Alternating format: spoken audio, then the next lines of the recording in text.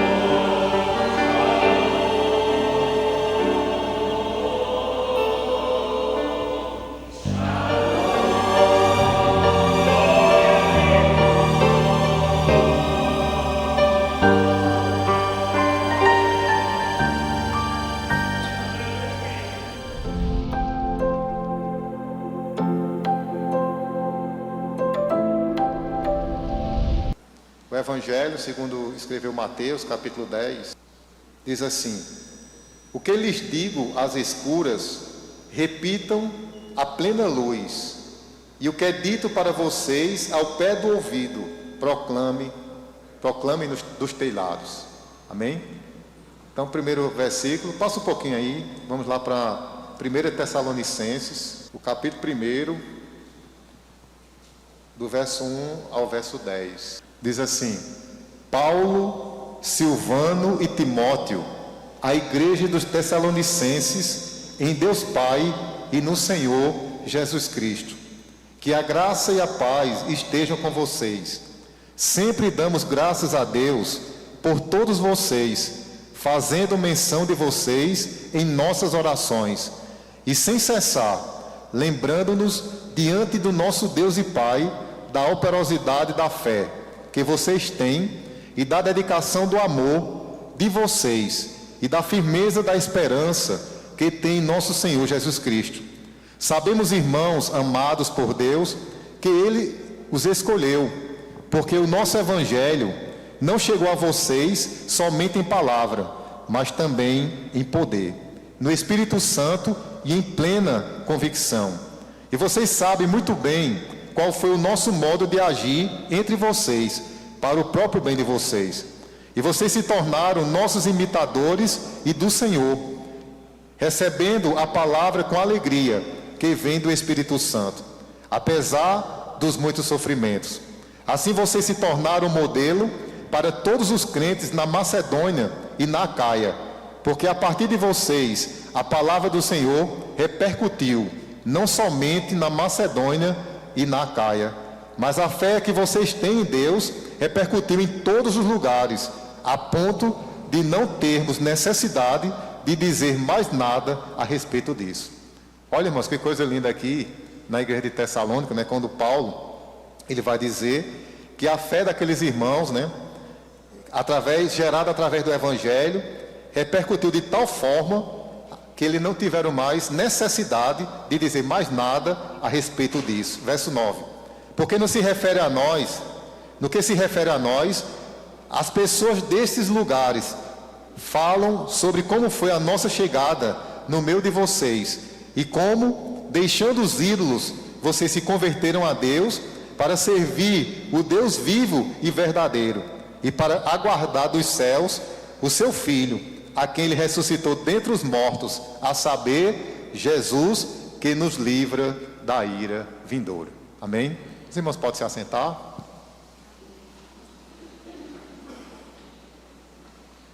Queria que a gente permanecesse com a Bíblia aqui aberta, né, nesse texto de Paulo, a carta de Paulo, a primeira carta aos Tessalonicenses, né, vai ser também o nosso texto, onde a gente vai pensar um pouquinho hoje à noite, vamos conversar e refletir aqui pela palavra do Senhor. Antes de adentrarmos aqui no texto, eu gostaria de voltar ao primeiro trecho, ao primeiro versículo, que foi me passado, né, pelo pastor Bosco, que ele, ao me convidar e perguntar sobre o tema, ele me falou sobre esse versículo, né, essa palavra do Senhor Jesus, no capítulo 10, versículo 27, segundo registrou Mateus. Na verdade, irmãos, esse capítulo 10, escrito por Mateus vai registrar justamente o envio do Senhor Jesus Cristo, dos 12 apóstolos, para cumprir a missão. E Jesus, ele envia os 12 apóstolos, e dentre as instruções que o Senhor Jesus falou, aqui no versículo 27, ele traz aqui uma direção para os apóstolos. Ele diz assim: o que vocês ouviram às escuras, o que eu lhes digo às escuras, repitam em plena luz. E o que eu digo para vocês ao pé do ouvido, proclamem nos telhados. Então, entendendo aqui a missão dada pelo Senhor Jesus, que os discípulos deveriam ir para anunciar as boas novas da salvação, as boas novas do Evangelho, porque na verdade o conteúdo das boas novas, o conteúdo do Evangelho é Jesus Cristo, que foi crucificado e ressuscitou e vive e reina para todo sempre. Vendo aqui o texto, o Senhor Jesus, ele traz essa instrução para os discípulos, dizendo para eles que os ensinamentos que eles receberam pessoalmente em segredo, aos pés, ao pé do ouvido, em momentos difíceis, eles deveriam anunciar abertamente a todos. Porque o propósito do Senhor Jesus Cristo, o propósito do Evangelho não é apenas para que nós nos fechemos em nós mesmos, mas é que através de ser alcançados pela graça de Deus, possamos levar o Evangelho e proclamar o Evangelho também para as outras pessoas e também para todas as nações. Eles deveriam tornar público aquilo que eles receberam em particular. Ou seja, não deveriam guardar a mensagem apenas para si mesmos, mas aqueles que eles viram e ouviram, eles deveriam, aqueles que eles ouviram, como Jesus fala aqui, ao pé do ouvido, eles deveriam proclamar dos telhados. E na questão aqui do texto, uma questão cultural na época de Jesus, eles não tinham a tecnologia que nós temos hoje. Eles não tinham equipamentos eletrônicos que potencializavam a voz. Eles não tinham uma mídia social a qual todo mundo daquela época poderia ser alcançado pelo Evangelho através da proclamação. Mas o Senhor Jesus, utilizando os meios da época, Ele vai dizer assim: o que vocês ouviram ao pé do ouvido, o que vocês ouviram de mim particularmente, subam aos telhados e proclamem para todas as pessoas. Naquela época, os telhados eram lugares altos, usados para anunciar algo publicamente. Não tinham a tecnologia que nós temos, mas tinham ousadia, intrepidez do Espírito, segundo a direção do Senhor Jesus, para proclamarem o Evangelho da graça de Deus. E baseado aqui nesse direcionamento do Senhor, entendendo aqui a importância da proclamação do Evangelho pela igreja, na época também contemporânea, na época que nós vivemos, o fundamento aqui do versículo, eu queria trazer aqui um tema para nós pensarmos hoje à noite, que é a supremacia do Evangelho de Cristo. Eu quero pensar, irmãos, com a igreja hoje, como esse Evangelho, ele é maravilhoso, como ele é suficiente na vida de cada um de nós como igreja, e também capaz de alcançar o mais vil pecador. E eu penso, hoje à noite eu quero pensar com a igreja sobre a importância da palavra de Deus, a importância do Evangelho de Cristo. E eu estava hoje pela manhã, na abertura da escola dominical, me veio esse texto ao coração, do Salmo 19, do verso 7 ao verso 10, onde Davi, ele vai na direção do Espírito Santo, inspirado pelo Espírito Santo, justamente exaltar a excelência da criação. Deus, ele é o Criador de todas as coisas, e ele se revela pela criação. Os céus manifestam a glória de Deus, o firmamento, a obra das suas mãos. E ele vai falar sobre a revelação geral, a criação, e ele vai falar sobre a revelação especial, que é a palavra e o Senhor Jesus Cristo. E falando acerca da criação, da excelência da palavra de Deus, Davi, ele vai dizer assim no versículo 7.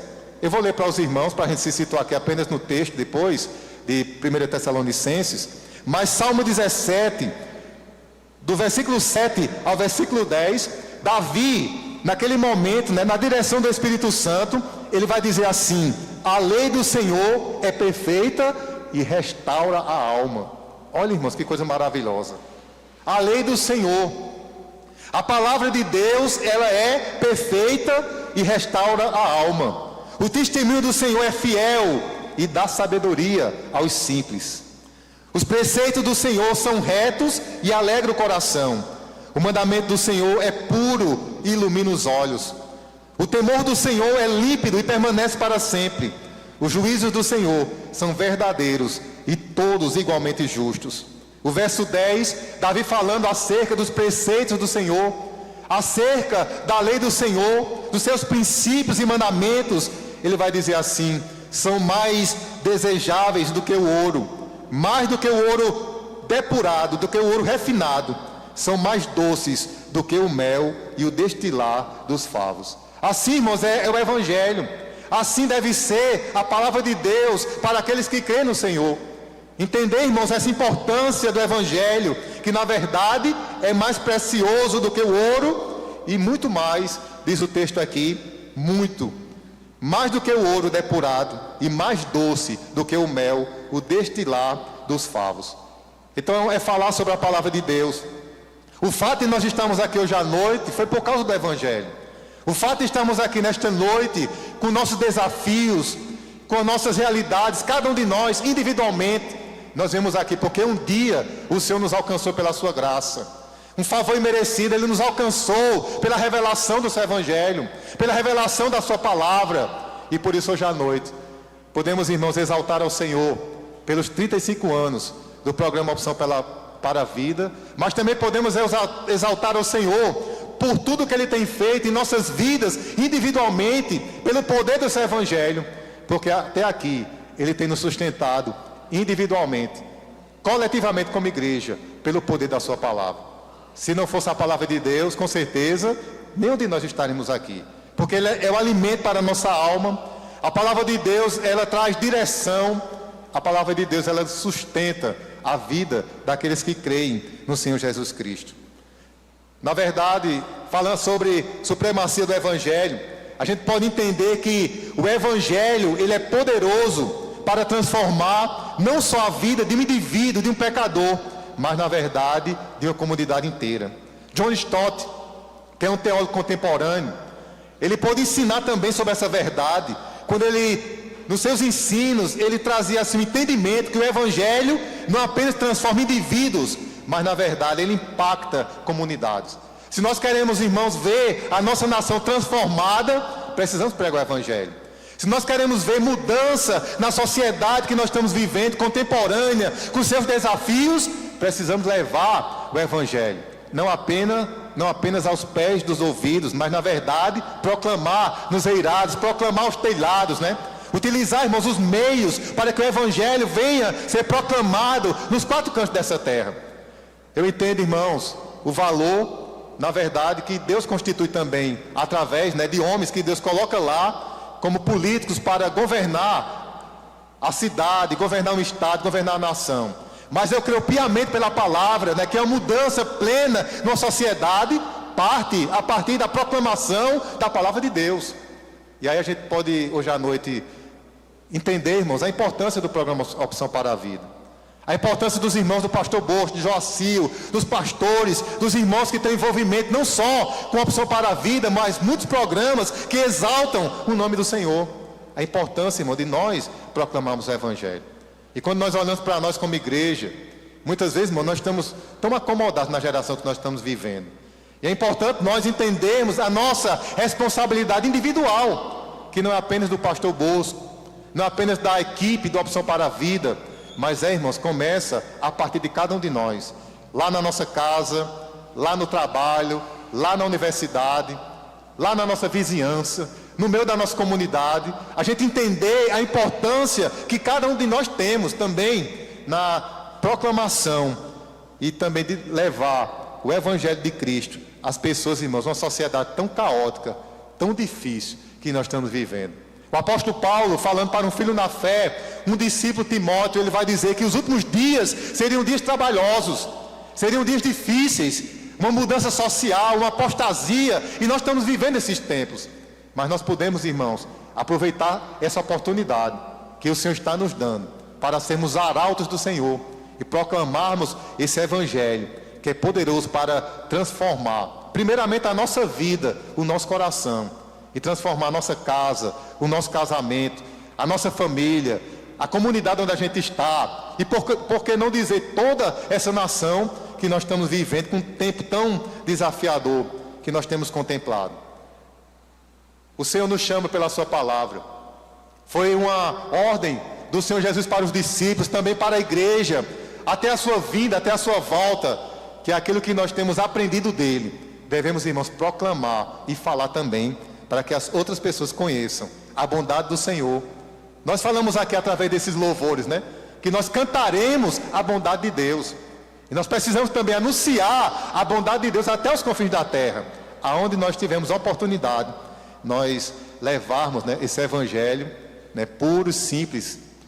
E C.S. Lewis dizia assim, um livro que ele escreveu, Evangelho puro e simples, mas é poderoso. Passará o céu, passará a terra, mas a palavra do Senhor, ela não há de parar.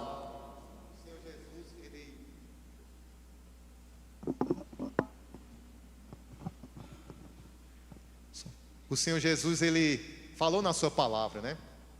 Essa imutabilidade da palavra de Deus. A palavra de Deus jamais vai passar. Ela permanece para todo sempre. Amém?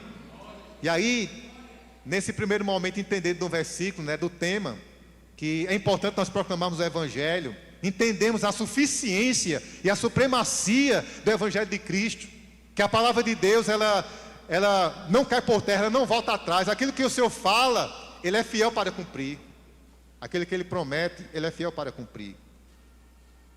A gente pode ver aqui no segundo texto, né, de 1 Tessalonicenses, a importância da proclamação. E aqui nós vemos uma realidade de uma comunidade que foi transformada pelo poder do Evangelho. Uma cidade e uma comunidade cristã que foi impactada pelo poder do Evangelho na época de Paulo, lá na igreja neotestamentária, lá no princípio da igreja cristã. E aí a gente vê como era a cidade de Tessalônica, uma cidade estratégica, uma cidade comercial. A cidade de Tessalônica era uma colônia romana, né, que ficava ao norte da Grécia. Ou seja, Tessalônica, província romana, que era capital da Macedônia. O texto vai falar aqui da Macedônia e da Acaia. O evangelho já chegando ali na Europa, lá na Grécia. Ou seja, Filipos, a gente vai ver aqui Tessalônica, o evangelho saindo do contexto, né, geográfico, lá da Judéia, entre os judeus, para ser proclamado entre as nações, porque a visão do Senhor é que toda a terra conheça a sua glória, que o evangelho seja proclamado a todas as nações, e que as nações, irmãos, eles reconheçam que só Jesus Cristo é o Senhor. E ali o evangelho começa a se expandir, a sair dos arredores, né, de Jerusalém, da Judéia, de Samaria, e para os confins da terra, e vai chegando aqui essas províncias da Macedônia e da Acaia. Províncias romanas que ficavam, né, Macedônia ao sul da Grécia e Macedônia ao norte da Grécia e Acaia ao sul da Grécia. E ali aquela província que tinha uma população, era uma cidade, né, a Tessalônica, formada por gregos, por romanos, por judeus e por outros povos. Uma cidade cosmopolita. Vinha pessoas de várias partes para morar em Tessalônica.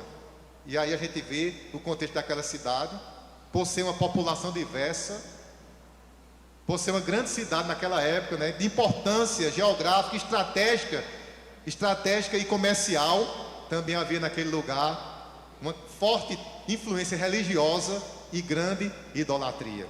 Em Tessalônica havia o predomínio de várias religiões pagãs, culto a vários deuses gregos, né? Porque os gregos, eles eram politeístas, adoravam a vários deuses pagãos. Uma prova disso é que Paulo, quando chegou na Areópago, né, havia tantos altares a deuses estranhos, que Paulo viu assim que tinha um altar que tinha seu nome, ao Deus desconhecido. Porque eles adoravam a tantos ídolos, a tantos deuses pagãos, não conheciam o Deus verdadeiro, que Paulo faz uma ponte.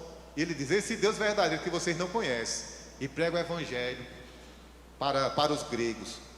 Os gregos, eles tinham na sua cultura o politeísmo, a idolatria, né? E ali não havia somente a religiosidade, a idolatria grega, mas também de várias outras, né, etnias que moravam lá em Tessalônica.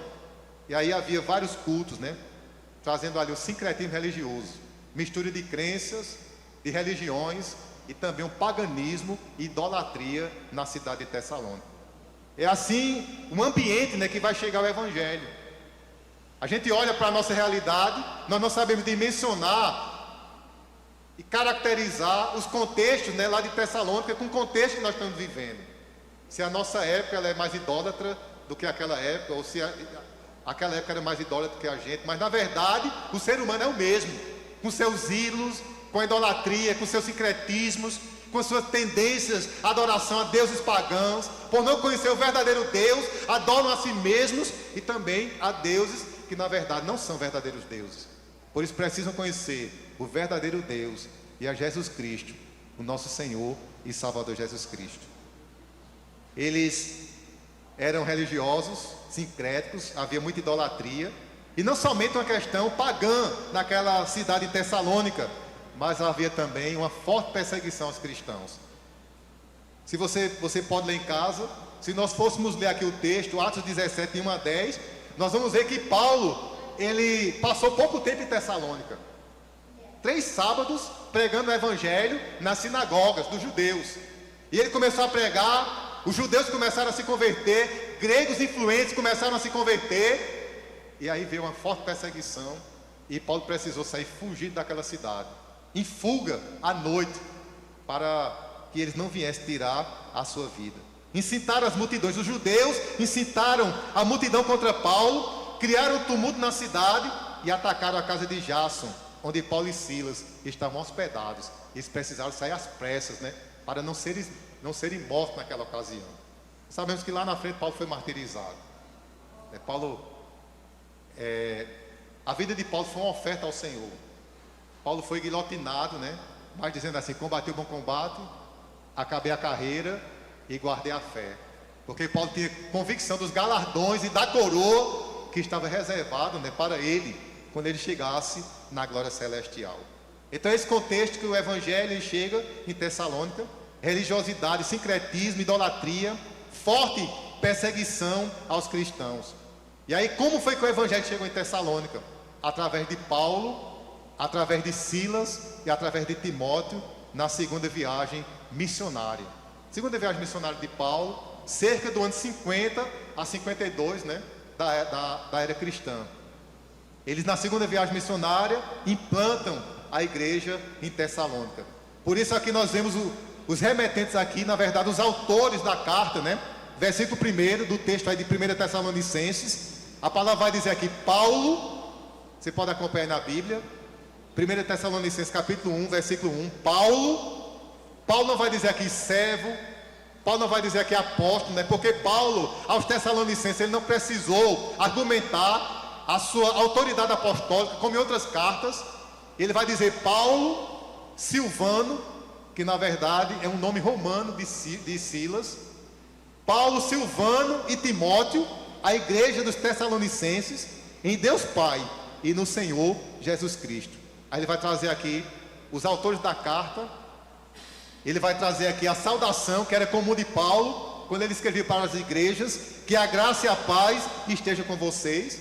E ele começa agora a oferecer ações de graças pela igreja em Tessalônica. A gente está vendo aqui a cidade de Tessalônica, que era uma cidade, irmãos, pagã, idólatra, era uma cidade sincrética, como a nossa cidade da nossa geração. Eu poderia dizer assim, irmãos, que mudam-se os contextos, a história, mas o coração do homem inclinado aos ídolos, ao pecado, continua o mesmo. A sociedade pecaminosa, e aí esses homens, implantam uma igreja em Tessalônica, pregam o evangelho em Tessalônica. E Paulo diz aqui no verso 2: sempre damos graças a Deus por todos vocês, fazendo menção de vocês em nossas orações. Hoje a gente não está aqui no culto de ações de graças, pelo programa Opção para a Vida, 35 anos. Ele está oferecendo aqui ações de graças por aquela igreja em Tessalônica. Um contexto tão difícil, mas que havia ali uma igreja fiel. Ele diz aqui, oferecendo ações de graças pela igreja, e Paulo está dizendo aqui: eu me lembro de vocês em todas as minhas orações. Eu não sei se você se lembra de orar pelo programa Opção para a Vida todos os dias. Eu creio que muitos irmãos aqui oram. Eu não sei se você lembra de orar pelo seu pastor todos os dias, pelo ministério, pela comunidade onde Deus te colocou. Mas Paulo, como implantador da igreja, Paulo está dizendo aqui: eu ofereço ações de graças e eu faço menção de vocês todos os dias, Ele vai dizer assim: faço menção de vocês em nossas orações sem cessar, lembrando-nos diante do nosso Deus. Então é uma oração contínua, era uma oração sem cessar. Paulo sempre lembrava dos irmãos da igreja lá em Tessalônica. Eu volto a frisar que ele não passou muito tempo naquela igreja. Em Éfeso, Paulo passou 3 anos doutrinando aquela igreja, preparando a liderança, uma cidade também importante, uma igreja importante. Mas em Tessalônica, 3 pregações, em 3 finais de semana, em 3 sábados. Implanta a igreja, mas Paulo amava aqueles irmãos, ele orava sem cessar, E ele lembrava daqueles irmãos todos os dias, através das suas orações.